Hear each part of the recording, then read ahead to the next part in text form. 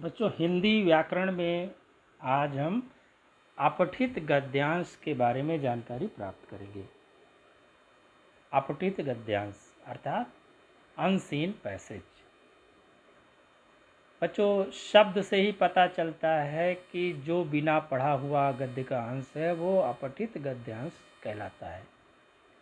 अर्थात जो हमारे पाठ्यक्रम में किसी हमारे पाठ्य पुस्तक में नहीं पाया जाता है और वो कहीं से भी किसी दूसरी पुस्तक से या समाचार पत्र से या किसी पत्र पत्रिका से उसको जो है उस गद्यांश को लिया जाता है। ऐसे गद्यांशों को हम अपठित गद्यांश कहते हैं। यहाँ पर बताया गया है कि गद्य का वो अंश जो पाठ्य पुस्तकों में नहीं पढ़ा गया हो अपठित गद्यांश कहलाता है। जैसे आप अपनी हिंदी की किताब में पढ़ते हैं तो वो चीज़ इसमें नहीं है। इसमें अन्य चीज़ें होती हैं जो सोचने विचारने और तर्क करने की क्षमता जो है छात्रों में विकसित करती हैं। ऐसे गद्यांश जो है दिए जाते हैं। बच्चों, अपठित गद्यांश के अभ्यास से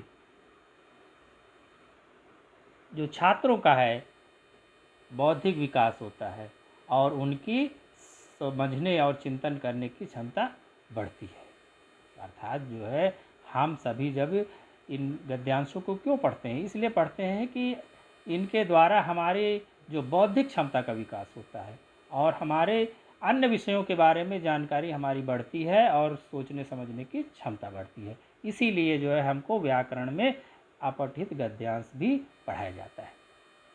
बच्चों, किसी भी अपठित गद्यांश के प्रश्नों के उत्तर देने के लिए कुछ महत्वपूर्ण तथ्य हैं जिनको जानना हमारे लिए बहुत ज़रूरी होता है। आइए हम इन महत्वपूर्ण तथ्यों के बारे में सबसे पहले जानकारी प्राप्त करें। देखिए, यहाँ पुस्तक में दिया गया है। पहला जो तथ्य है कि अपठित गद्यांश को 2-3 बार ध्यानपूर्वक पढ़कर उसका मूल भाव जानना चाहिए। जो भी गद्यांश आपको दिया जाए ये ज़रूरी है कि आप उसको 2-3 बार पढ़ें। एक बार में हो सकता है न समझ में आए, दूसरी बार में थोड़ा आ सकता है, लेकिन तीसरी बार में निश्चित रूप से वो गद्यांश आपकी समझ में आ जाएगा। पढ़ने के बाद हमें असली चीज़ होता है उसके मूल भाव को जानना पड़ता है कि आखिर ये गद्यांश लिखा किस लिए गया है और इसमें किस विषय के बारे में हमको जानकारी दी गई है। अब आते हैं नंबर 2 पे। अपठित गद्यांश के प्रश्नों के उत्तर मूल अवतरण में ही होते हैं। बच्चों, जो आपको अपठित गद्यांश दिया जाता है उसमें जो प्रश्न बाद में पूछे जाते हैं गद्यांश में, उनके उत्तर इसी गद्यांश के अंतर्गत ही होते हैं। ऐसा नहीं है कि आपसे कोई ऐसा प्रश्न पूछा जाए जिसके उत्तर इस गद्यांश में ना मिले। तो इस चीज़ का ध्यान रखिए कि प्रश्नों के समस्त उत्तर इसी गद्यांश के अंतर्गत आते हैं। नंबर 3, प्रश्नों के उत्तर दिए गए अवतरण के अनुकूल होना चाहिए। जो भी उत्तर आपको देने हैं वो जो आपको गद्यांश दिया गया है वो किस भाव में लिखा गया है, किस विषय में लिखा गया है, उनके कहने का तात्पर्य क्या है, उसी के अनुकूल ही हमको उत्तर देना है। कोई तथ्य है उसके विपरीत हम उत्तर ढूंढने की कोशिश न करें। जैसा गद्यांश में दिया गया है उसी प्रकार के हमें उत्तर देने हैं। नंबर 4, प्रश्नों के उत्तर संक्षिप्त, स्पष्ट व सरल भाषा में देना चाहिए। जो भी उत्तर आप प्रश्न के दें वो बहुत लंबे नहीं होने चाहिए, बहुत ही संक्षिप्त होना चाहिए। 1 वाक्य या 2 वाक्य से ज़्यादा बड़ा नहीं होना चाहिए। दूसरी चीज़ है कि स्पष्ट, और उत्तर बिल्कुल स्पष्ट होना चाहिए और सरल भाषा में होना चाहिए। बिल्कुल साधारण अपनी भाषा में आप इसके उत्तर लिख सकते हैं। नंबर 5, अवतरण का शीर्षक उसके मूल भाव के अनुकूल होना चाहिए। बच्चों प्रश्नों में कभी कभी जो गद्यांश दिया जाता है अपठित, उसका शीर्षक भी पूछा जाता है। तो जब शीर्षक आपको ढूंढना हो तो पहले ये ध्यान देना चाहिए कि ये जो गद्यांश दिया गया है इसका मूल भाव क्या है, इसका कहने का तात्पर्य क्या है, कंटेंट क्या है, किस विषय पर ही लिखा गया है, और उसी से हमको शीर्षक आप मिल जाता है। और इस तरह से हमें जो है इन 5 जो है महत्वपूर्ण तथ्यों को ध्यान में देना जरूरी है जब भी हम कोई इस तरह का अपठित गद्यांश का प्रश्न हल करें। बच्चों यहाँ देखिए गद्यांश एक उदाहरण के रूप में यहाँ पे गद्यांश दिया गया है। इसको जब हम पढ़ते हैं कि जैसे देखिए यहाँ पर कि हमें संसार के सभी जीव जंतुओं से प्यार करना चाहिए और उनके प्रति अपना व्यवहार भी मधुर रखना चाहिए। समाज का हर व्यक्ति अमीर गरीब, शिक्षित अशिक्षित, परिचित अपरिचित हमारे उचित स्नेह और सम्मान का अधिकारी है। साधारणतः किशोर एवं किशोरियों के जीवन में माता पिता, गुरुजन एवं उनके सहपाठियों का महत्वपूर्ण स्थान होता है। उनमें माता पिता और गुरुजन प्रत्येक स्थिति में हमारी श्रद्धा और हमारे सत्कार के पात्र हैं। यही नहीं, ऐसा व्यक्ति जो हमसे आयु में छोटा किंतु विद्या, बुद्धि, पद एवं सामर्थ्य में हमसे श्रेष्ठ हो, वह भी हमारे आदर का पात्र है। अपने से गुण में श्रेष्ठ किसी व्यक्ति से जब भी भेंट हो जाए तब उसके प्रति उचित अभिवादन का भाव प्रकट करें। विनम्रता पूर्वक उनको प्रणाम करना ही सर्वश्रेष्ठ ढंग है। हम उनके चरण स्पर्श करते हुए भी उन्हें प्रणाम कर सकते हैं। उनके साथ बातचीत करते समय पूरी विनम्रता और शालीनता बरतें। क्रोध, क्षोभ अथवा घृणा का भाव मन में उठे तो उसे किसी भी रूप में प्रकट ना होने दें। शब्दों का प्रयोग भी सोच समझ कर करें। गुरुजनों से आंखें ना मिलाएं और ना उनके किसी कथन को चुनौती दें। यदि किसी बात से आप असहमत हों और अपनी असहमति स्पष्ट करना चाहें तो बड़ी विनम्रता के साथ क्षमा याचना पूर्वक असहमति प्रकट करें। इसका उन पर बड़ा ही अच्छा प्रभाव पड़ेगा और आपकी असहमति से उनको जरा भी कष्ट या क्रोध नहीं होगा। संभव है वे स्वयं आपसे सहमत हो जाएं। बच्चों देखिए ये गद्यांश हमने पढ़ा। अब ये आवश्यक नहीं कि एक ही बार में हमको पूरा गद्यांश समझ में आ गया हो। कोशिश तो हम करें कि हमारे एक बार में समझ में आ जाए। नहीं आ रहा है तो दोबारा फिर इसको हम पढ़ेंगे तो थोड़ा थोड़ा समझ में आ जाएगा और तीसरी बार पढ़ते पढ़ते हमको पूरा गद्यांश जो है वो क्लियर हो जाएगा कि आखिर गद्यांश का उद्देश्य क्या है हमें देने का। अब बच्चों हमने जैसे ये गद्यांश पढ़ा, उसके बाद जो है इसमें नीचे प्रश्न दिए रहेंगे। इस गद्यांश से संबंधित जो है वो प्रश्न पूछे जाएंगे।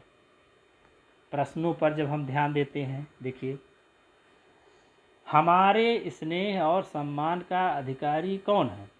मान लीजिए ये प्रश्न आपसे पूछा गया और अब इसका हमें उत्तर ढूंढना है।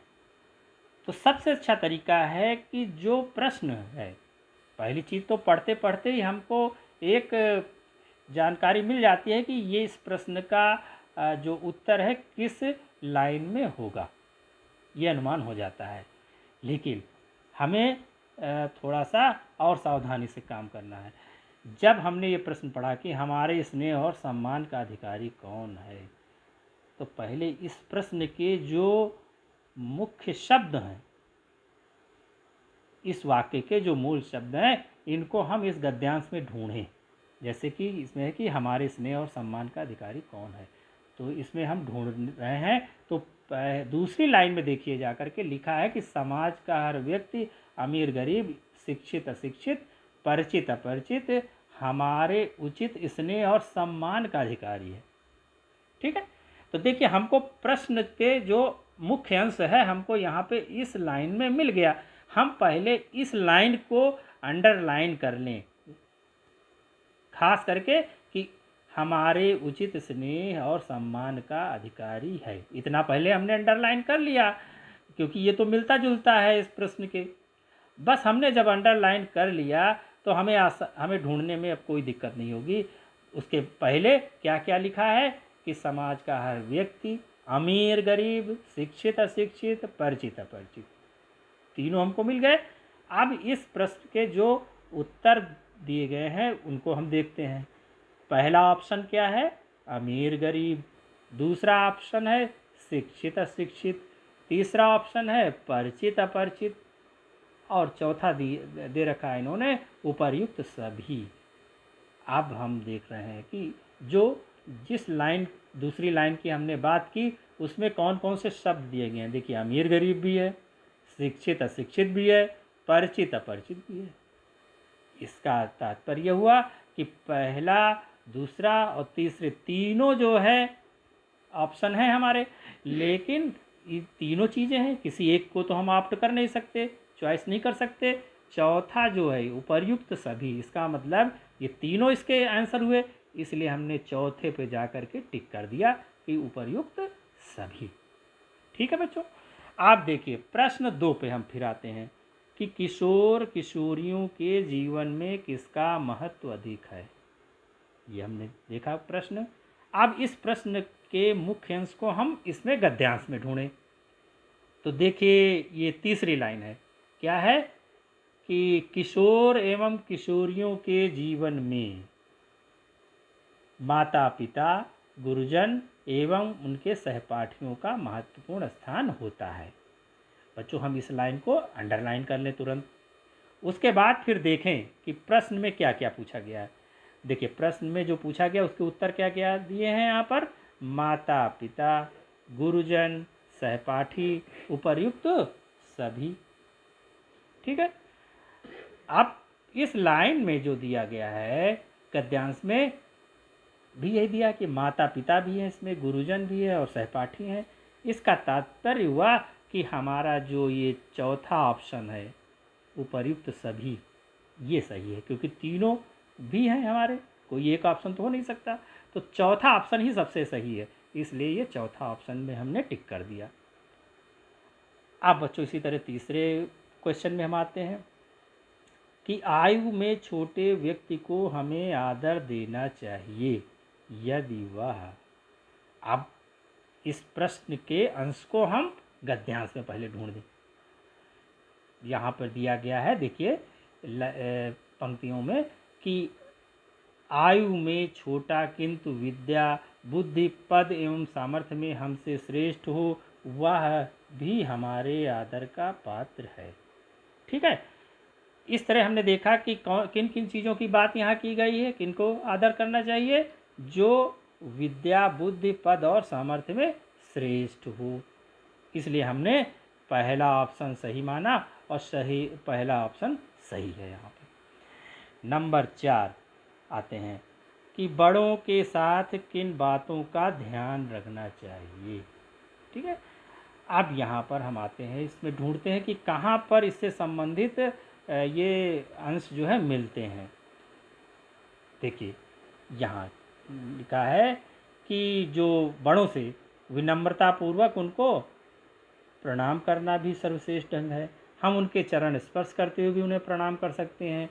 उनके साथ बातचीत करते समय पूरी विनम्रता और शालीनता बरतें।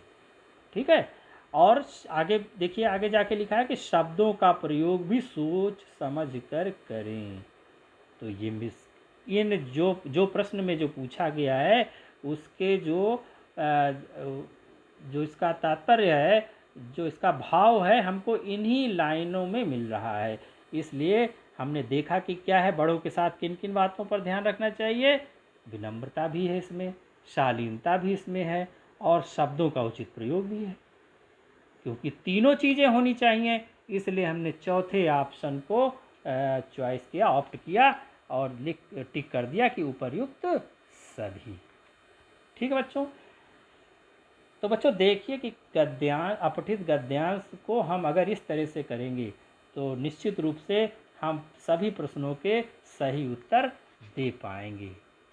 बच्चों पाठ में इसी प्रकार कई गद्यांश दिए गए हैं, गद्यांश 2, गद्यांश 3 और गद्यांश 4 भी दिए गए हैं। जैसा मैंने आपको बताया इसी प्रकार आप इन गद्यांशों के उत्तर भी आसानी से खोज सकते हैं।